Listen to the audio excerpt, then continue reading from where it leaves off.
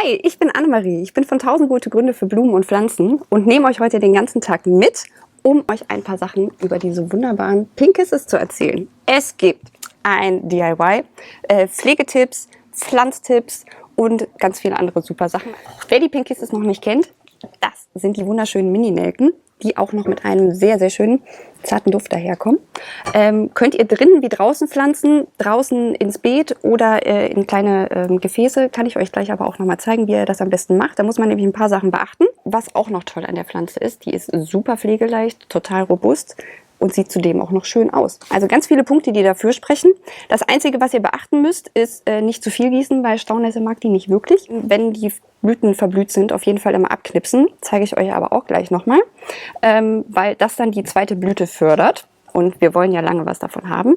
Denn die Pink Kisses blüht nämlich von März bis September in einem wunderschönen Pink, was sich auch noch ändert von einem dunklen Pink, wie ihr es hier jetzt seht.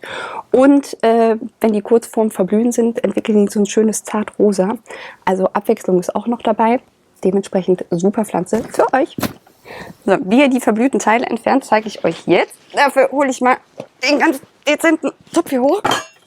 Ganz dezent.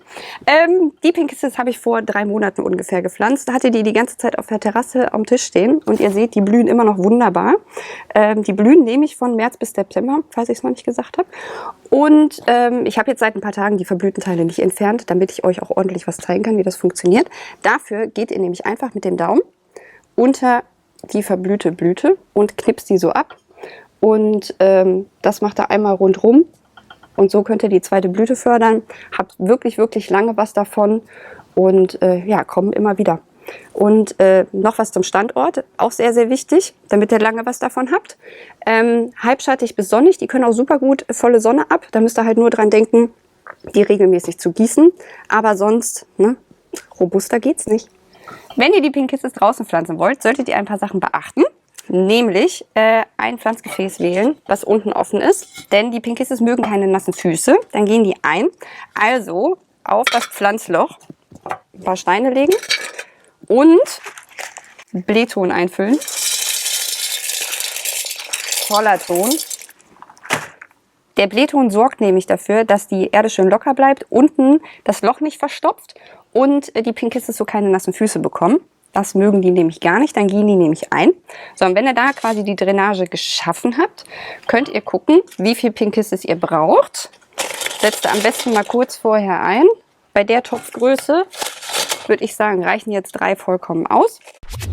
Wenn ihr die Pink Kisses pflanzen wollt, solltet ihr zunächst auch erstmal schauen, das könnt ihr aber schon vor Ort machen, ob die Wurzeln gesund sind. Das seht ihr immer daran, ob die weiß sind. Wenn die weiß sind, dann sind die gesund. Und auf jeden Fall, bevor ihr die einpflanzt, die Wurzeln verletzen. Also einmal hier schön auseinanderreißen. Da braucht ihr gar keine Angst zu haben, dass er denen irgendwie wehtut. Weil an den Bruchstellen entwickeln die neue Wurzeln und kommen aus diesem Ringwuchs raus, der meist in diesen Pflanztöpfen entsteht. Und so wachsen die schneller an und ja, können sich schneller selber versorgen. Ich mache jetzt einfach mal und ihr guckt einfach mal zu.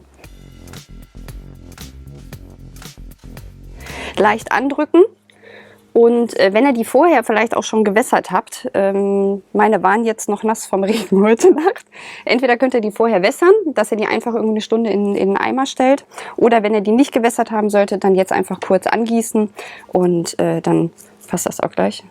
Ne? Getane Arbeit, dreckige Hände. Super.